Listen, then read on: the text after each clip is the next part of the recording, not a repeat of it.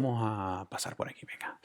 Bueno, aquí tenemos de nuevo el circuito ese tan sencillito que vimos antes. Bueno, ese circuito tan sencillo que vimos antes, vamos a ver que hay una serie de elementos, o como ya los vimos, ¿vale? Lo que sería la pila o el generador, la resistencia, los conductores. Para medir las distintas magnitudes que nos podemos encontrar dentro de un circuito, podemos encontrarnos con magnitudes como el voltaje o tensión o diferencia de potencial, es lo mismo, ¿vale? Distintos nombres para la misma cosa. Podemos encontrarnos la intensidad de corriente eléctrica o corriente eléctrica simplemente, ¿m? Y la capacidad de resistencia de los elementos. Bien, bueno, para medir el voltaje o diferencia de potencial se utiliza un voltímetro. Actualmente no suelen usarse voltímetros, es decir, instrumentos que solamente midan voltios, sino el mismo instrumento es capaz de medir voltios, que es capaz de medir corriente eléctrica, que es se mide en amperios, es capaz de medir resistencias, que se mide en ohmios, y muchas otras magnitudes como las capacidades y demás, que verán ustedes en cursos más adelantados. Bien, a esos aparatos que son capaces de medir varias magnitudes a la vez se llaman polímetros, poli de muchos, ¿vale? O multímetros de muchas también, ¿vale? Aquí tenemos un ejemplo de un voltímetro. Un voltímetro es para medir el voltaje, tensión, voltios, ¿vale? La unidad es el voltio. ¿Qué hay entre dos puntos? Los voltímetros se caracterizan por tener una resistencia interna muy grande. ¿Para qué? Para que la corriente no se desvíe por su interior. ¿Mm? Entonces, claro, la corriente no es tonta, vamos a decirlo así, y va a ir por el sitio que menos resistencia tiene. Para medir el voltaje en cualquiera de los elementos del circuito, lo que se hace es colocar en paralelo. Ahí lo vemos. En la animación vemos cómo vamos a sacar los cablitos de aquí para medir el voltaje tanto en la pila como en la resistencia, ¿vale? No hace falta desconectar los elementos, de hecho no hay que conectarlos porque si desconectamos la pila pues el voltaje va a ser cero, ¿eh? Y se conectan en los dos extremos del componente en el que quiero medir el voltaje, ¿vale? Extremos o bornes, ¿no? O polos del esto, ¿no? Así es como se mide el voltaje, la cantidad de voltios, la cantidad de tensión que cae en los extremos, ¿no? En diferencia de potencial que hay entre un punto y otro, se mide en voltios. Los voltios son una unidad de voltaje, pero podemos trabajar con múltiplos o con submúltiplos, por ejemplo, el kilovoltio, megavoltio, ¿vale? O submúltiplos, el milivoltio, microvoltio, bueno, milivoltio ya es bastante pequeño, microvoltio prácticamente no se utiliza, son los más usados, ¿no? El kilovoltio y el milivoltio, ¿no? Y el voltio en sí. Vamos a ver qué pasa con los receptores, con las resistencias. ¿Cómo funcionan las resistencias? Las resistencias lo que hacen es dificultar el paso de la corriente eléctrica y en ese proceso de dificultar la corriente eléctrica muchas veces lo que hace es que se disipa energía en forma de calor, ¿vale? Entonces, ven, los electrones podrían pasar libremente por los conductores y aquí este no es tan conductor, por ejemplo, podría estar lleno de partículas de carbón, por ejemplo, una resistencia de carbón, ¿ven? Y los electrones pasan con mayor dificultad, en ese caso se emite corriente eléctrica, perdón, se emite calor. ¿Qué pasa? Al hacer eso, las resistencias se convierten en reguladores del paso de la corriente eléctrica. Van a regular el flujo de corriente eléctrica. Entonces, sirven un poquito de válvula para que pase más o menos corriente eléctrica. Yo pongo resistencias en un circuito. Ustedes miran, ¿y para qué quiero eso? Bueno, pues para hacer, cuando un circuito es muy complejo, tiene muchas ramas, hacer que pase más corriente por un lado que por otro.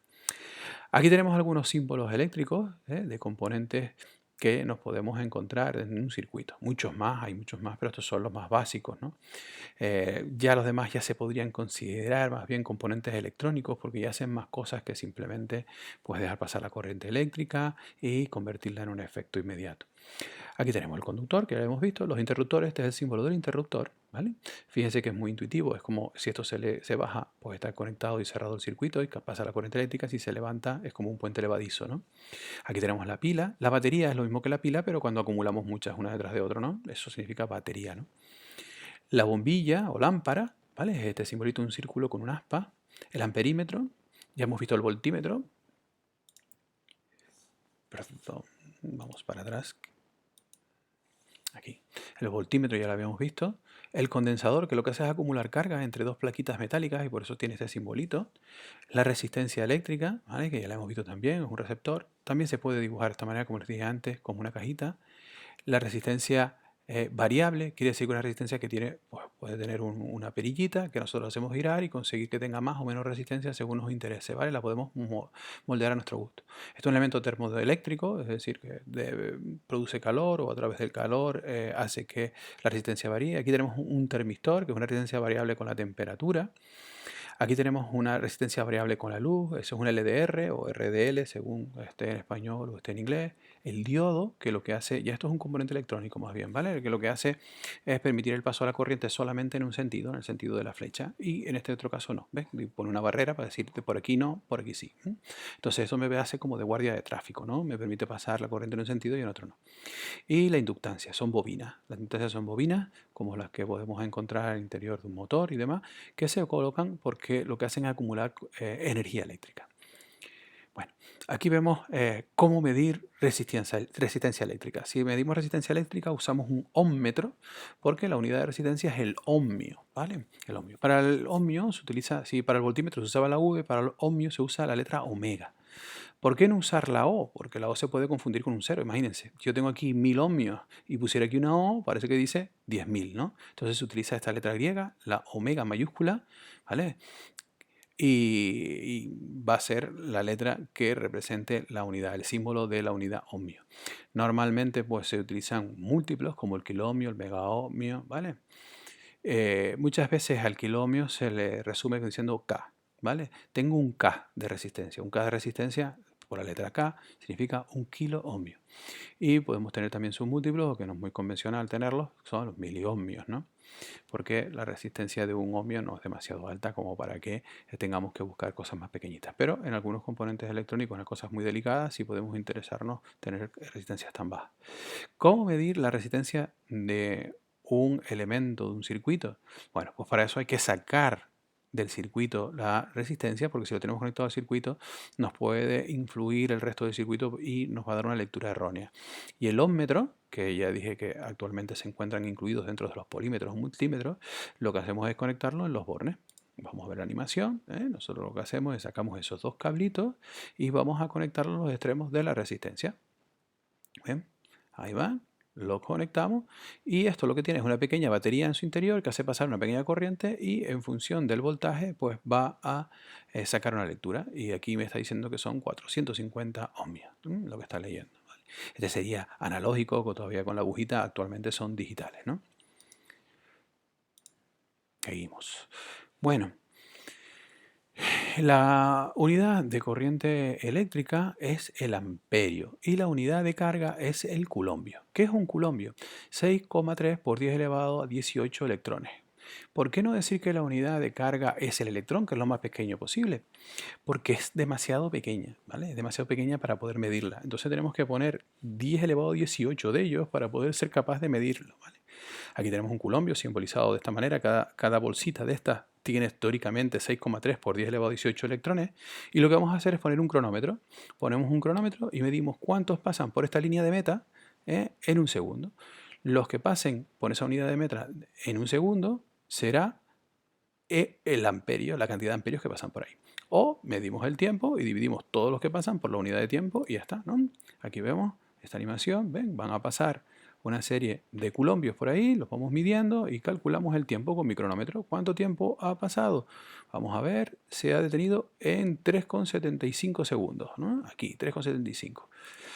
3,5 segundos, pues hago esa operación. Oye, pasaron 7 culombios que medí en 3,5 segundos, pues 7 entre 3,75 da 1,87 amperios, ¿vale? Amperios va a ser la cantidad de corriente eléctrica que pasa por ahí, ¿vale? Se le llama corriente eléctrica o intensidad de corriente eléctrica, por eso se utiliza la letra I. ¿Sí? Para la carga, la Q mayúscula, para el tiempo el T, eso lo sabíamos, para el voltaje ya vimos antes que V, y para la resistencia R, ¿vale? Ahí lo vemos, bien. Bueno, vamos a ver cómo medir la corriente. Bueno, para medir la corriente, lo que vamos a hacer es usar un amperímetro. Antes era voltímetro, luego fue ohmmetro, ahora amperímetro. que repito, suelen estar integrados todos juntos en un voltímetro, perdón, en un multímetro o polímetro. Bien, el amperímetro mide amperios, que es la unidad que vimos antes de corriente eléctrica. Normalmente podemos tener múltiplos y submúltiplos. Es más habitual hablar de submúltiplos en el caso de los amperios porque son mucha cantidad de carga, ¿vale? El múltiplo más habitual, pues el kiloamperio, pues el miliamperio son submúltiplos y el microamperio también, ¿vale? Incluso nanoamperios, se podría trabajar también con nanoamperios. Bien, ¿cómo medir la corriente eléctrica que pasa por un circuito? Bueno, el amperímetro es un dispositivo que tiene una resistencia interna muy baja. Si antes el voltímetro era muy alta, para que al colocarlo entre paralelo la corriente no se desviara por ella, sino la corriente fuera por el camino más fácil, aquí es al revés, muy baja. ¿Por qué? Porque lo vamos a colocar rompiendo mi circuito. Voy a romper por una zona mi circuito y voy a conectar aquí y aquí para que la corriente pase a través de él y siga por el otro lado y entonces no influya al pasar por aquí en el circuito y todo siga exactamente igual. ¿Ven? Aquí tenemos 27 voltios, 9 ohmios de resistencia. Vamos a ver cuánta corriente eléctrica es capaz de medir. Le damos aquí, fíjense lo que vamos a hacer. Vamos a romper nuestro circuito. Sacamos el cable, ven, hemos roto nuestro circuito, lo hemos abierto, conectamos un polo aquí, otro polo aquí, y ahora la corriente eléctrica va a pasar por aquí dentro y está midiendo una corriente eléctrica de 3,75 aproximadamente, 3 con algo, o 3, ¿vale? De 3 amperios, ¿sí? Bueno, es una simulación nada más. Bien, existe una ley que relaciona todas las magnitudes de la corriente eléctrica. La corriente eléctrica, ¿vale? O intensidad de corriente eléctrica y el voltaje, tensión o diferencia de potencial, V, y la resistencia eléctrica. Esa ley es la ley de Ohm, ¿vale? La ley de Ohm me relaciona las tres magnitudes y podemos decir que I es igual a V partido por R, o también la podemos ver como V es igual a I por R, que es simplemente despejar, lo que estáis viendo pasa multiplicando, ¿no? Podemos decir el voltaje es igual a la corriente por la resistencia. La corriente es igual al voltaje partido por la resistencia. O si paso por aquí la resistencia es igual al voltaje partido por la corriente, ¿vale? Son las distintas formas. Eso me permite que saber si conozco dos de las magnitudes, saber la tercera, ¿vale? Esa es la ley de Ohm. Ohm, pues un científico que estuvo trabajando con estas magnitudes eléctricas y demostró que esta relación es correcta, ¿no? Vamos a ver.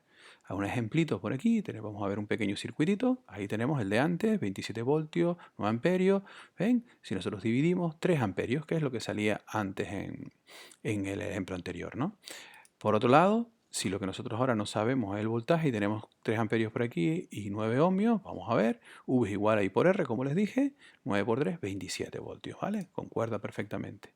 Y si por otro lado, ahora la duda está en la resistencia, bueno, pues despejamos de nuestra ecuación, la R pasa para acá, la I pasa para abajo, R es igual a V partido por I, 27 entre 3, 9 ohmios, ¿vale? Están perfectamente relacionadas las tres magnitudes, así que conociendo dos, sé la tercera magnitud, ¿de acuerdo? Bueno, pues nada, vamos a seguir. Bueno, y para concluir, vamos a ver que nos podemos encontrar con dos tipos de corriente eléctrica, básicamente. La corriente continua, CC, ¿vale? O corriente alterna, CA.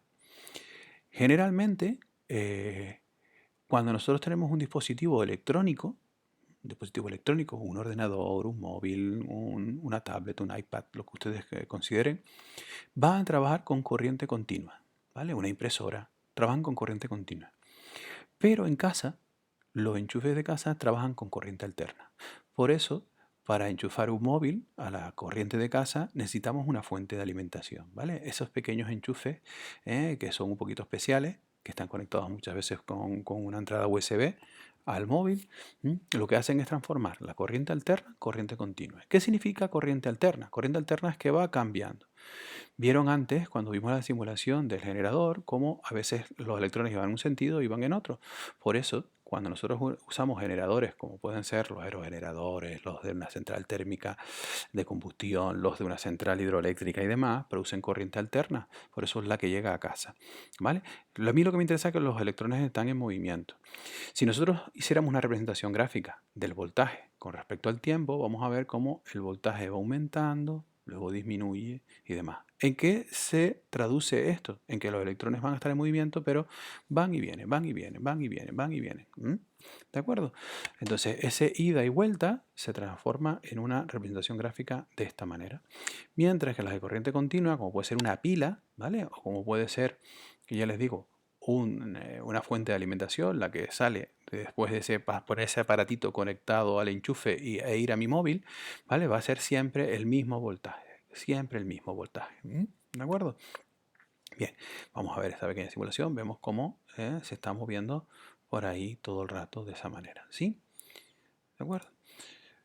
No sé si conocen un grupo de heavy que se llama AC/DC, AC/DC, ¿vale? AC/DC viene precisamente de estas siglas, pero en inglés, ¿no? La corriente continua en inglés es DC, ¿vale? De Direct Current. Y la corriente alterna, pues saben que en inglés se dice al revés, pues Altern Current, ¿no? Entonces AC/DC, el grupo S, AC/DC significa corriente alterna, corriente continua, ¿vale? Por eso tiene un rayito. Bueno, digo, esto es una curiosidad simplemente para que se acuerden de lo de corriente alterna y corriente continua. Nada. Espero que hayan entendido esta introducción a la electricidad. Para seguir más adelante, pues echen un vistacito al vídeo, apunten dudas, hagan esquemas y ya me comentan, ¿de acuerdo? Venga, un saludo.